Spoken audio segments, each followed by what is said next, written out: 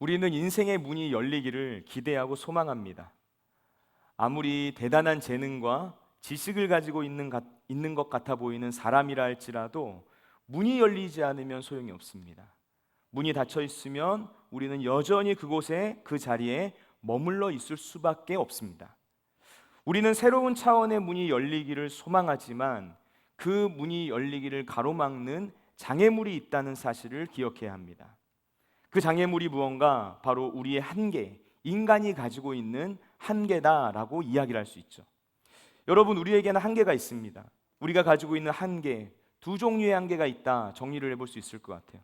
첫 번째는 하나님께서 그어놓으신 한계입니다. 하나님께서는 이 세상을 만드실 때 태초에 모든 것을 다 만들어 놓으시고 아담과 하와에게 에덴 동산에 있는 모든 것들을 다 누리라 말씀하셨습니다. 그러나 단 하나, 선악을 알게 하는 나무의 열매만은 먹지 말라 명령하셨죠.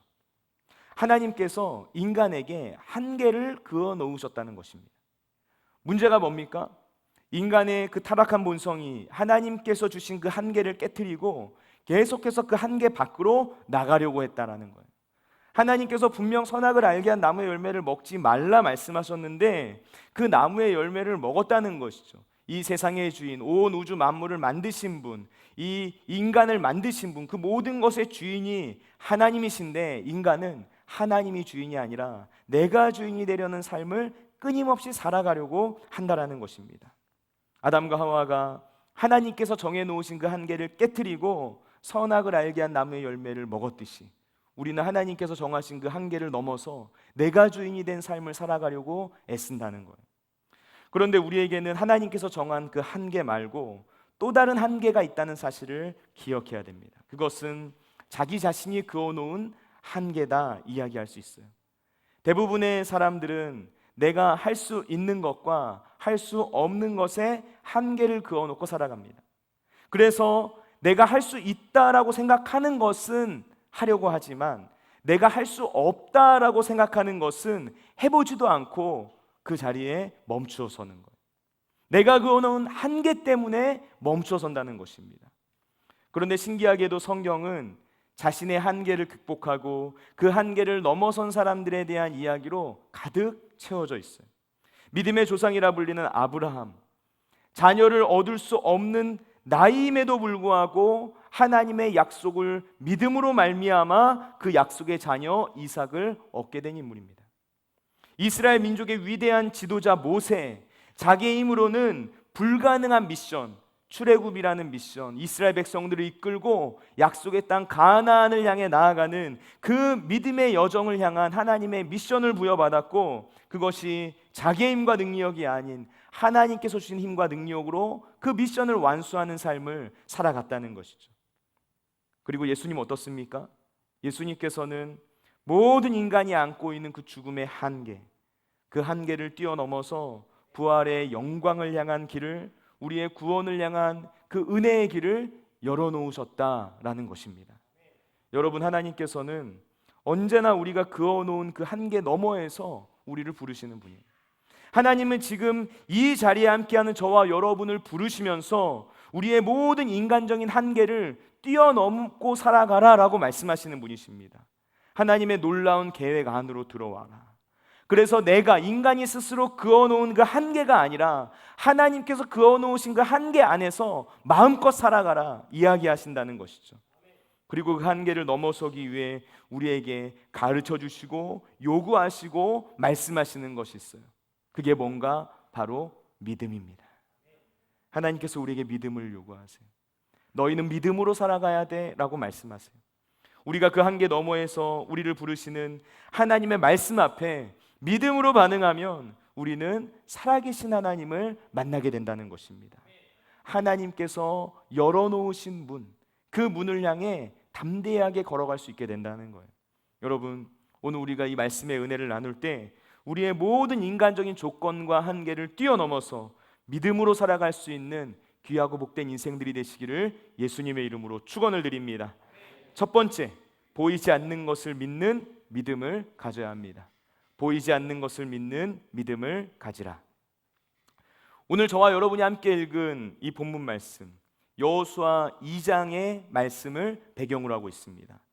여호수아 2장은 어떤 내용이 나오는가? 모세의 뒤를 이어서 이스라엘의 새로운 리더가 된 이 여호수아라는 사람이 처음으로 이스라엘 백성들에게 군사적인 명령을 내리는 내용이 기록되어 있어요.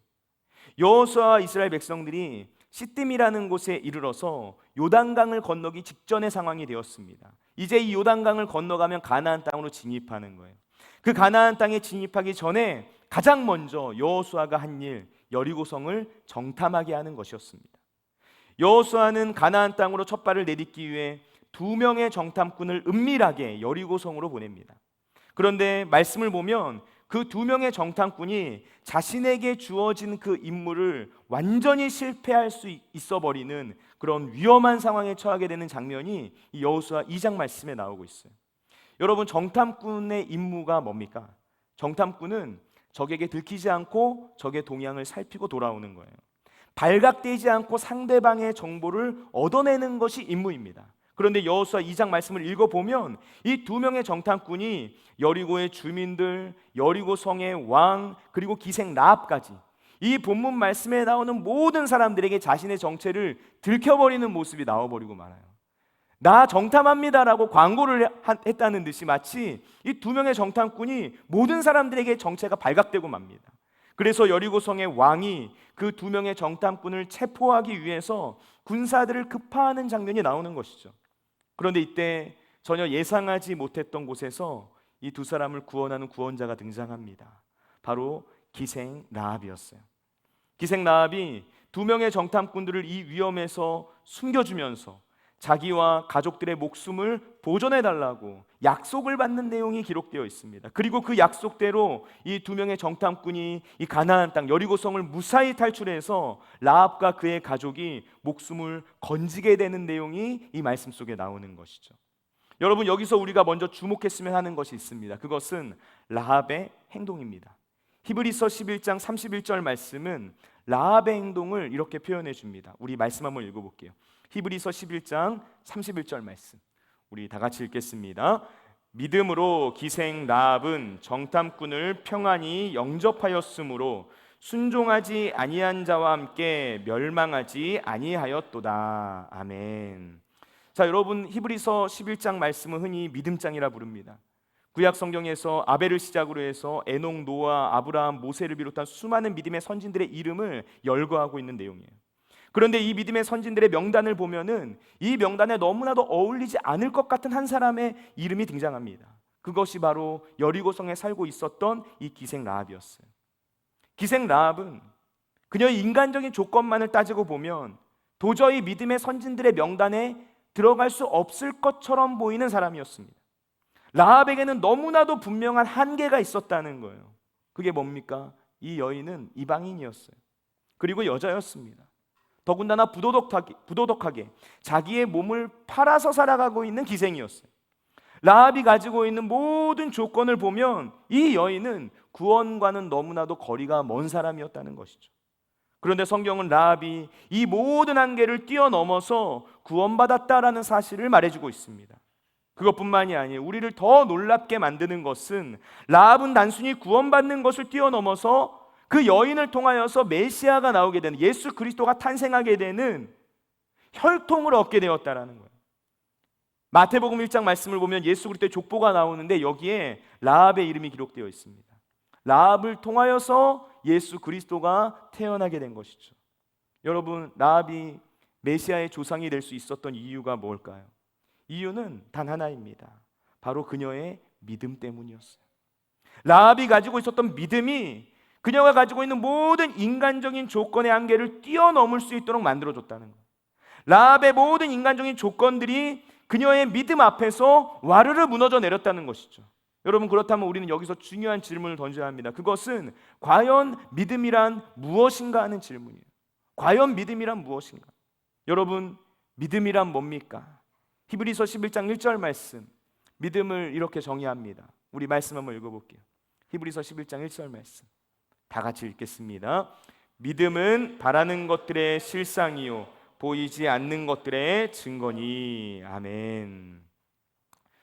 여러분, 교회 좀 다니시는 분들은 이 말씀 너무나 잘 알죠. 그런데 이 말씀 조금 더 쉽게 이해하기 위해서 제가 메시지 성경 말씀을 가져왔습니다. 우리 메시지 성경으로 한번 읽어볼게요. 우리 다 같이 읽습니다. 믿음은 볼 수 없는 것을 볼 수 있게 하는 단서입니다. 아멘. 자, 여러분, 믿음이란 뭐라고 말합니까? 믿음은 볼 수 없는 것을 볼 수 있게 만드는 단서다 이야기하고 있어요. 다시 말하면 믿음이란 뭔가 보이지 않는 것을 믿는 것이 믿음이라는 거예요. 보이지 않는 것을 믿는 것. 믿음은 보이지 않는 것을 마치 보이는 것처럼 믿는 것이다 이야기하고 있습니다. 여러분, 하나님의 약속이 지금 내 눈에 보이지 않습니다. 하나님의 뜻이 내 삶 가운데 이루어질 기미조차 느껴지지 않아요. 그러나 내 눈에 그것이 보이느냐 보이지 않느냐가 중요한 것이 아니라는 거예요. 눈에 보이는 것을 중심으로 살아가서는 안 된다는 것입니다. 지금 하나님의 약속이 보이지 않더라도 장차 그 약속이 이루어질 것을 믿음으로 바라보면서 현재의 삶을 살아가는 것, 이것이 바로 믿음으로 사는 사람의 태도라는 거예요. 여러분, 기생 라합이 가지고 있었던 믿음이 바로 이런 거였어요. 우리 오늘 본문 9절 말씀 다 같이 한번 읽어보겠습니다. 여호수아 2장 9절 말씀 다 같이 읽습니다. 말하되 여호와께서 이 땅을 너희에게 주신 줄을 내가 아노라. 우리가 너희를 심히 두려워하고 이 땅 주민들이 다 너희 앞에서 간담이 농나니. 아멘. 여러분, 라합은 이방인입니다. 그리고 하나님이 하신 일에 대해서 소문만 들었을 뿐이에요. 이스라엘 백성들이 출애굽하고 그 애굽 땅에서 10가지 재앙이 예전에 내렸었고 광야를 지났고 광야 40년 동안 하나님께서 그들을 먹이시고 입히시고 재우셨고 그들을 보호하셨고 이 여리고성 직전까지 오게 되었다라는 사실을 라합은 단 한 번도 그 눈으로 본 적이 없었다는 거예요. 소문만 들었을 뿐입니다. 그런데 너무나도 분명하게 믿었다는 거예요. 무엇을 믿은 것입니까? 라합이 말하고 있습니다. 여호와께서 이 땅을 너에게 주신 것을 내가 안다. 하나님께서 이 땅을 이스라엘 백성들에게 주었다라는 사실을 기생 라합이 너무나도 분명하게 믿고 있었다는 거예요. 지금 여리고성이 이 난공불락의 요새처럼 보인다 할지라도 장차 이 성은 이스라엘 백성들이 섬기는 그 여호와 하나님 앞에서 무너져 내릴 수밖에 없다. 기생 라합은 이걸 믿은 거예요. 지금 가나안 땅에 있는 군대들이 아무리 강하고 그들이 아무리 용맹하다 할지라도 이들은 여호수아의 군대에 질 수밖에 없다. 라합은 이것을 믿었던 거예요. 이게 바로 라합이 바라보고 있었던 믿음을 통하여 본 현실이라는 겁니다. 여러분, 그녀가 보고 있었던 현실은 사실에 근거한 현실이 아니었어요. 내 눈에 보이고 내 귀에 들리는 내가 감각적으로 느끼고 있는 것에 대한 것을 바탕으로 하는 현실이 아니었다는 거예요. 믿음에 근거한 현실이었다는 것입니다. 라합은 바로 이 믿음으로 자기의 목숨을 잃게 될지도 모르는 위험한 선택을 감행했던 거예요. 여러분, 생각해 보세요. 2명의 정탐꾼이 여리고성을 정탐하러 갔을 때 모든 사람들이 그 정탐꾼의 정체를 알고 있었어요. 지금 이스라엘 민족이 요단강을 건너려고 하고 여리고성을 쳐들어오려고 하고 2명의 정탐꾼을 보냈다는 사실을 모든 사람들이 알았다는 거예요. 그런데 라합은 그 위험을 무릅쓰고 2명의 정탐꾼을 숨겨주는 겁니다. 믿음에 근거한 현실을 바탕으로 자기 자신과 자신의 가족들의 운명을 던진 거예요. 여러분, 우리에게 필요한 믿음이 바로 이 믿음입니다. 하나님께서 이 땅을 우리에게 주셨다. 이 교회와 우리 지역과 내가 다니는 학교와 우리의 직장과 우리의 가정, 이 모든 것들을 나에게 기업으로 주셨다라는 것을 믿을 수 있는 믿음이 있어야 된다는 거예요. 지금 나에게 주어진 사실들, 눈에 보이는 상황과 환경, 조건, 이 땅을 도저히 나에게 주셨다고 볼 수 없는 이 열악한 상황과 환경들이 내 눈에 보이고 나에게 느껴진다 할지라도 그럼에도 불구하고 하나님의 약속의 말씀을 믿고 그 약속의 말씀을 바라보며 믿음으로 걸어가는 것이죠. 믿음의 눈으로 이 땅을 나에게 주셨다 선포하며 나아가는 거예요. 여러분, 우리가 이런 믿음의 눈을 소유하게 되었을 때 하나님께서 저와 여러분의 지경을 넓혀주실 것입니다. 우리가 이런 믿음으로 우리의 삶을 하나님께 온전히 맡겨드릴 때 하나님께서 저와 여러분의 삶을 책임져 주실 거예요. 우리가 이런 믿음으로 하나님 아버지 앞에 나아갈 때 모든 막혀있던 문들을 열어주실 것입니다. 우리가 마주하고 있는 모든 한계를 뛰어넘을 수 있는 힘과 능력을 하나님께서 부어주신다는 거예요. 오늘의 두 번째, 하나님의 일하심을 확신해야 합니다. 하나님의 일하심을 확신하라. 여호수아 2장 1절 말씀을 보시면 여호수아가 시딤에서 두 사람을 가나안 땅과 그리고 특별히 여리고성의 정탐꾼으로 보내는 장면이 기록되어 있어요. 우리는 이 장면을 보면서 이와 유사한 이스라엘 백성들의 과거를 떠올릴 수 있습니다. 그것이 뭔가 바로 민수기 13장 말씀에 나오는 가데스 바네아에서의 이스라엘의 12 정탐꾼입니다. 출애굽한 이후에 이스라엘 백성들 약속의 땅 가나안이 보이는 가데스 바네아라는 곳에 도착하게 돼요. 그리고 모세는 바로 이곳에서 12명의 정탐꾼을 보내서 가나안 땅을 정탐하게 만듭니다. 오늘 본문에서 여호수아가 보낸 이 2명의 정탐꾼은 본문에 나오는 현실적인 상황만을 살펴보면 이 정탐의 임무에 철저하게 실패한 것처럼 보여요. 가나안 땅에 들어가자마자 자기의 정체가 드러났기 때문이죠. 그런 반면에 40년 전 가데스 바네아에서 12 정탐꾼은 어땠습니까? 이 12 정탐꾼은 가나안 땅을 40일 동안이나 정탐했는데도 아무런 문제가 생기지 않았어요. 그 어떤 사람도 이 12명의 정탐꾼의 정체를 인지하지 못했다는 거예요. 이들의 정탐 능력이 너무나도 탁월했다는 것이죠. 적들에 관한 현실적이고 사실적인 정보들을 최대한 잘 수집해 왔다는 것입니다. 정탐하는 능력 그 자체만 보면 그들이 가지고 있는 인간적인 능력, 지혜, 지식만을 보면은 너무나도 탁월했다는 거예요. 그런데 문제가 뭡니까? 가데스 바네아에서 이 12명의 정탐꾼의 능력에 문제가 있었던 게 아니었다는 거예요. 그들이 얼마나 탁월하게 자기에게 맡겨진 일을 잘하고 왔느냐 여부가 중요한 것이 아니었다는 거예요. 문제는 어디에서 발생했는가? 그들이 가지고 온 보고에 있었어요. 여호수아와 갈렙이 두 사람을 제외한 나머지 10명의 정탐꾼이 그 땅을 너에게 주셨다는 하나님의 약속의 말씀을 신뢰하지 못했던 것, 여기에 문제가 있었다는 것입니다. 그래서 그 땅에 관하여 악평하는 보고를 하는 것이죠. 우리가 그 땅을 차지할 수 없다라는 부정적인 보고, 믿음이 없는 보고를 했다라는 거예요. 그 땅이 적과 꿀이 흐르는 비옥한 땅인 것은 맞다. 그러나 그 땅에 사는 주민들은 우리와 비교할 수 없을 정도로 강하다. 이것이 그들의 보고였어요. 그 땅에는 우리의 힘으로 무너뜨릴 수 없는 너무나도 견고하고 높은 성벽이 세워져 있다. 이것이 그들의 보고였어요. 그들과 비교하면 우리는 메뚜기처럼 너무나도 작고 무능하다. 우리는 절대로 이 가나안 땅을 차지할 수 없다. 이것이 그들의 보고였다는 거예요. 여러분, 10명의 정탐꾼이 했던 이 믿음 없는 보고 때문에 이스라엘 백성들은 광야에서 40년을 보내게 되었습니다. 하나님께서 그들에게 단호하게 말씀하셨다는 거예요. 너희 말이 내 귀에 들린 대로 내가 너에게 행하겠다. 그들의 입술을 통하여 고백된 그 말 그대로 내가 너에게 행하겠다. 하나님께서 실제로 그들이 말한 그대로 행하셨다는 거예요. 하나님께서 우리에게 이 땅을 주셨다. 우리가 반드시 이긴다라고 보고했던 여호수아와 갈렙, 이 두 사람을 제외한 나머지 모든 10명의 정탐꾼과 이스라엘 백성들, 약속의 땅을 밟지 못한 채 광야에서 40년을 정처 없이 방황하여 그곳에서 죽게 됩니다. 여러분, 10명의 정탐꾼과 여호수아와 갈렙을 비교해 보시기 바랍니다. 그들은 모두 동일한 것을 봤어요. 그런데 그들의 해석은 달랐습니다. 왜 이런 결과가 나타났을까요? 지금 그들의 눈에 보이는 상황과 환경, 눈에 보이는 분명한 사실들에 앞서서 그들이 먼저 보아야 할 것이 있었다는 거예요. 그것이 뭡니까? 우리 가운데 역사하시는 하나님을 보는 거예요. 우리 가운데 일하시는 하나님을 믿음의 눈으로 볼 수 있는가? 이것이 중요하다는 거예요. 이번에 인도 아웃리치 다녀오신 분들 뿐만이 아니라 예전에 아웃리치 다녀오셨던 분들 질문하고 싶습니다. 여러분, 그곳에서 무엇을 보셨습니까? 모두 동일한 것을 보세요. 동일한 시간, 동일한 장소에서 동일한 것을 목격했어요. 그런데 왜 서로 다른 고백이 나오는 겁니까? 믿음의 초점이 일하시는 하나님께 맞춰져 있지 않고 자기 자신에게 맞춰져 있어서 그런 거예요.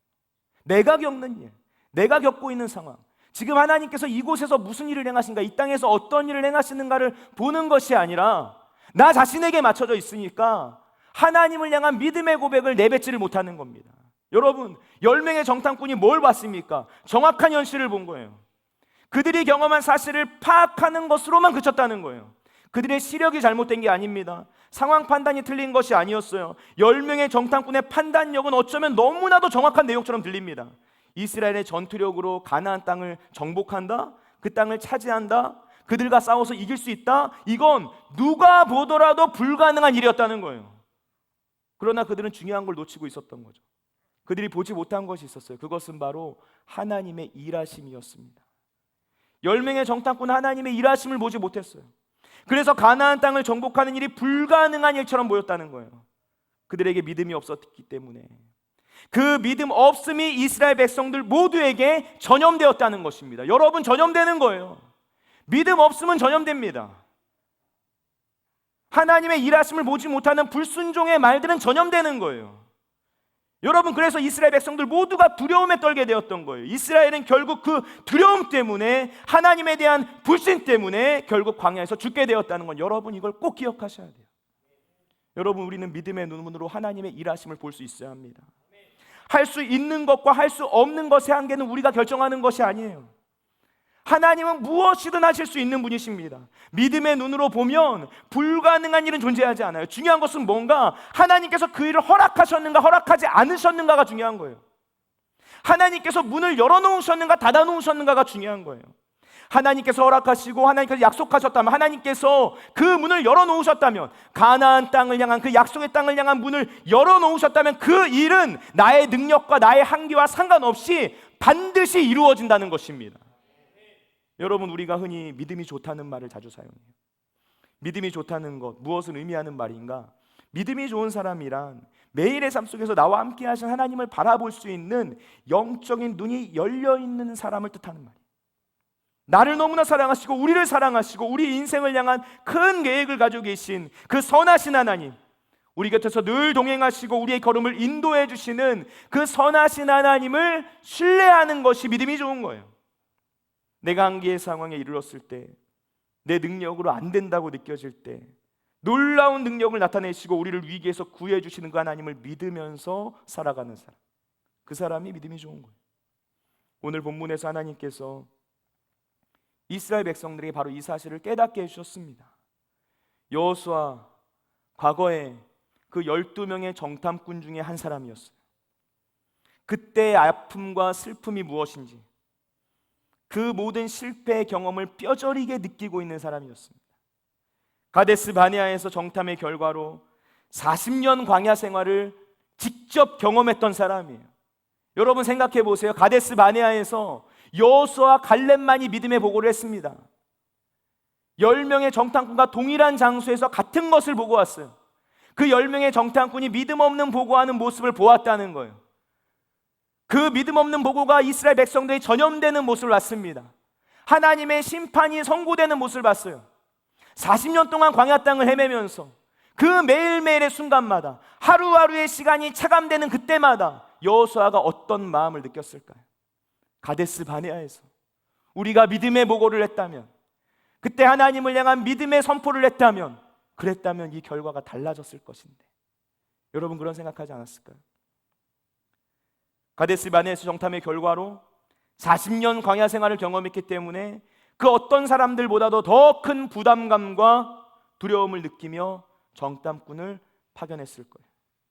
가데스 바네아에서의 결과가 얼마나 치명적이었는가, 이것을 기억하고 있는 여호수아가 얼마나 신중하게 고민하고 기도하면서 정탐꾼을 여리고성으로 보냈을까요? 여러분 짐작되지 않습니까? 여러분, 여호수아의 선택과 결정을 보세요. 40년 전 이스라엘 백성들이 내렸던 그 모습과는 뭔가 결이 다른 선택을 합니다. 예전에는 12명의 정탐꾼을 보냈어요. 그런데 이번에는 단 2명의 정탐꾼만 보냅니다. 하나님의 일을 하는 데 있어서 많은 사람이 필요한 것이 아니라는 거예요. 여러 사람을 통해서 얻게 된 많은 정보가 그 땅을 정복하는 데 필요한 것이 아니구나, 여호수아는 알게 된 거예요. 비록 적은 수라 할지라도 믿음의 눈이 열려있는 2명의 사람이면 충분하다라는 것입니다. 그들이 가지고 있는 실제적인 능력이 부족해서 그들이 여리고성에 들어가자마자 자신의 정체가 발각되었다 할지라도 믿음의 눈이 열려있는 2명의 사람이라면 충분하다 생각했던 거예요. 그렇게 2명의 정탐꾼이 가나안 땅 여리고를 정탐하러 떠났어요. 그런데 그 2명의 정탐꾼이 들어가자마자 정체가 발각되죠. 그런데 여러분, 성경이 어떤 이야기를 전해줍니까? 그때 바로 하나님께서 일하셨다는 거예요. 정체가 발각된 이 두 명의 정탐꾼이 하나님이 예비한 사람 기생 라합을 만나게 해주셨다는 것입니다. 그리고 그 라합을 통하여서 하나님께서 이 땅을 이스라엘 백성들에게 주셨다라는 믿음의 고백을 듣게 하신 거예요.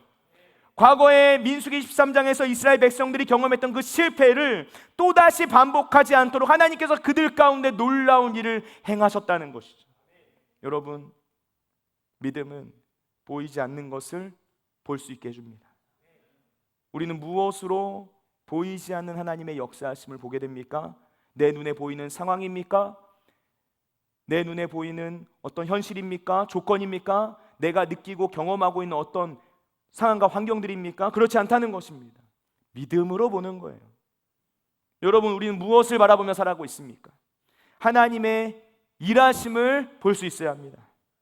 내 육신의 눈에는 보이지 않더라도 보이지 않는 하나님께서 바로 지금 우리 곁에서 일하고 계시다라는 사실을 믿으셔야 한다는 거예요. 믿음의 눈으로 하나님의 일하심을 바라볼 수 있게 되시길 바랍니다. 그때 하나님의 놀라운 역사하심을 경험하게 되는 거예요. 오늘의 세 번째, 믿음으로 반응해야 합니다. 믿음으로 반응하라. 우리 다 같이 오늘 본문 여호수아 2장 9절과 10절 말씀 읽어보겠습니다. 2장 9절과 10절 말씀 다 같이 읽습니다. 말하되 여호와께서 이 땅을 너희에게 주신 줄을 내가 아노라.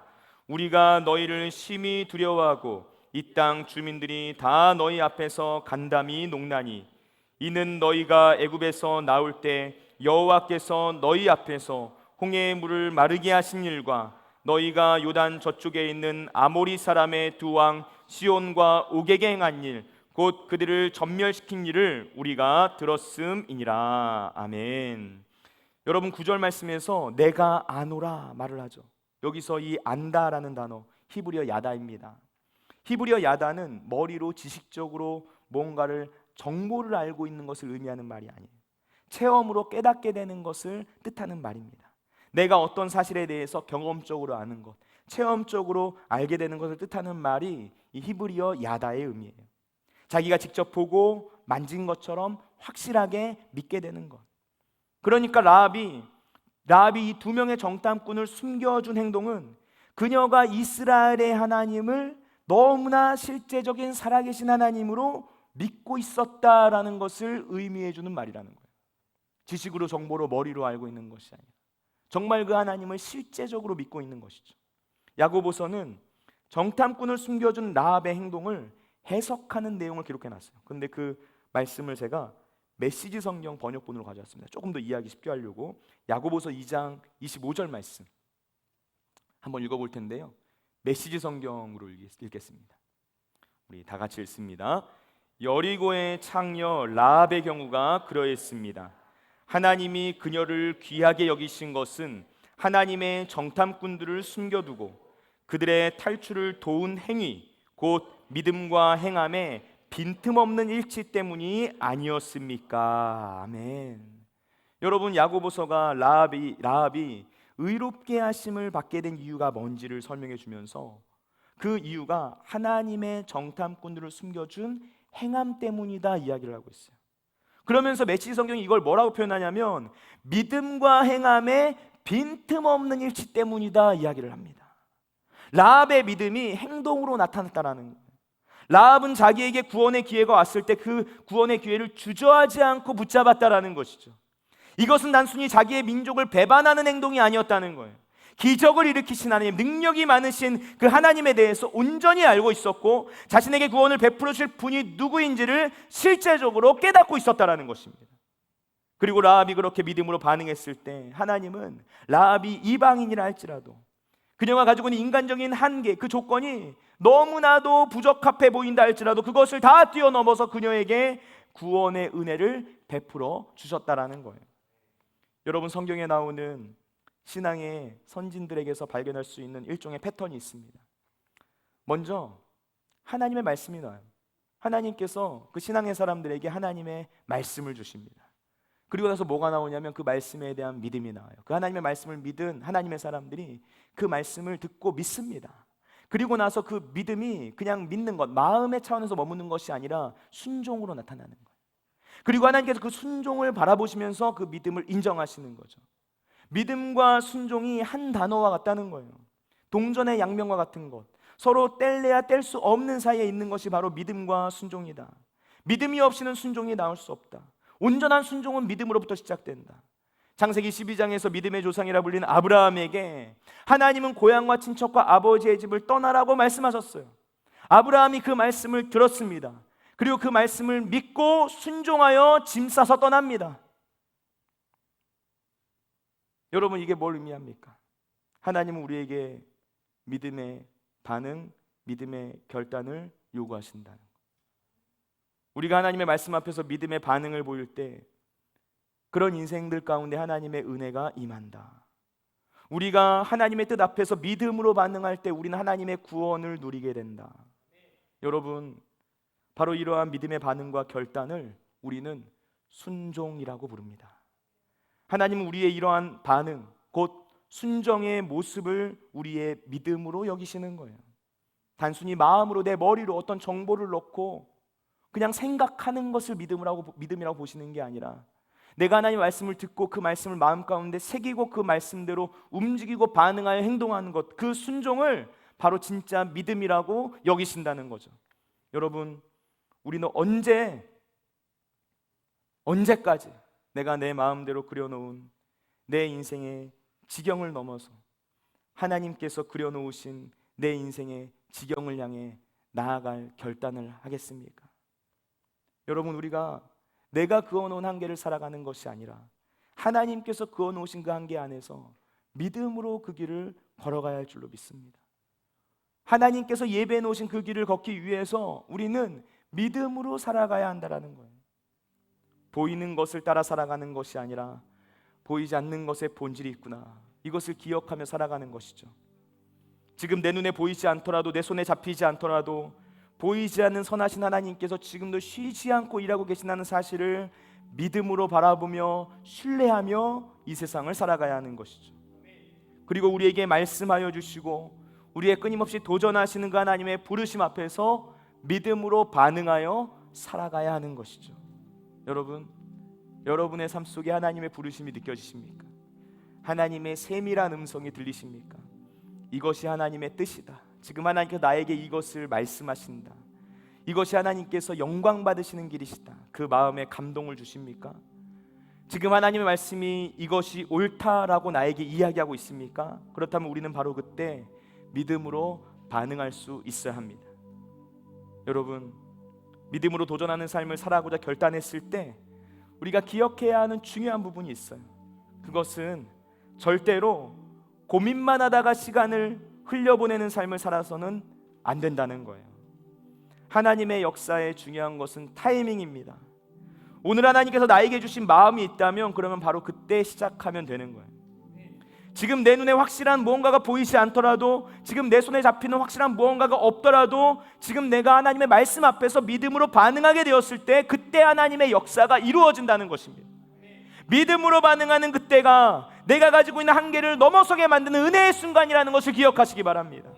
믿음으로 도전할 때 굳게 닫혀 있었던 것만 같은 그 문이 열리게 된다는 것입니다. 여러분, 약속의 땅을 정복하는 것은 내가 내 힘과 내 능력과 내 지혜로 하는 것이 아닙니다. 하나님께서 하시는 일이에요.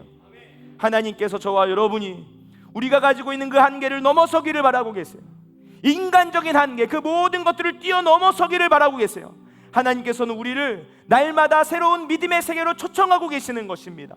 우리의 힘과 능력과 지혜와 지식이 아니라 하나님께서 생각하시고, 하나님께서 계획하시고, 하나님께서 예비하시고, 하나님께서 준비해 놓으신 그 믿음의 세계로 담대하게 발걸음을 옮기라고 저와 여러분을 부르고 계시는 거예요. 여러분, 언제까지 현실만 바라보며 살아가시겠습니까? 언제까지 내 힘과 내 능력과 내 지혜와 내 지식만을 따지면서 선택하며 살아가겠습니까? 언제까지 나의 한계만을 바라보면서 한 발자국도 내딛지 못하는 인생 살아가려고 하십니까? 우리의 인생 가운데 새로운 믿음의 도전이 시작되시기를 예수님의 이름으로 축원을 드립니다. 아멘으로 응답하는 모든 인생들의 삶 가운데 하나님께서 부어오시는, 하나님께서 예비하신 놀라운 은혜가 넘쳐나게 되기를 간절히 축원을 드립니다. 우리가 그 믿음으로 함께 기도하길 원합니다. 믿음으로 기도하길 원하시는 분들 다 같이 자리에서 일어서서 함께 기도하기를 원하는데요.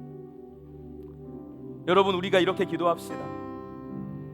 살아계신 하나님, 우리가 하나님의 말씀 앞에 순종하는 삶 살아가기를 원합니다.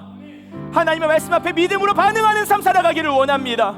내 눈에 보이는 조건과 환경과 내가 가지고 있는 지혜와 지식, 이 모든 것을 뛰어넘는 하나님의 놀라운 일하심을 믿음으로 바라보며 살아가기를 원합니다. 주님, 반응하게 하여 주옵소서. 말씀에 순종하게 하여 주옵소서. 믿음의 발걸음 내딛게 하여 주옵소서. 담대한 믿음의 선포로 하나님 나라의 영광을 위하여 걸어가게 하여 주옵소서. 우리 다 같이 그 믿음과 마음 가지고 주님 세워 부르고 통성으로 기도하겠습니다.